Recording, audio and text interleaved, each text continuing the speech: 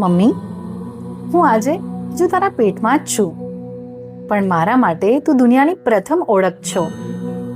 હું બોલી શકું તે પહેલા તું મારી લાગણીઓને સમજી જાય છે. હું હસું કે રડું તું બધું જ અનુભવે છે.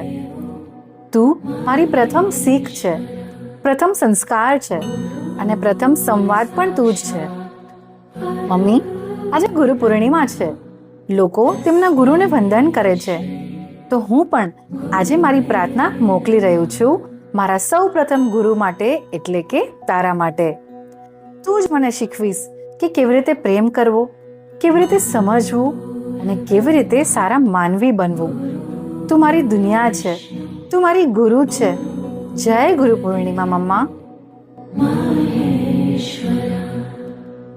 गुरुर् साक्षात् परब्रह्म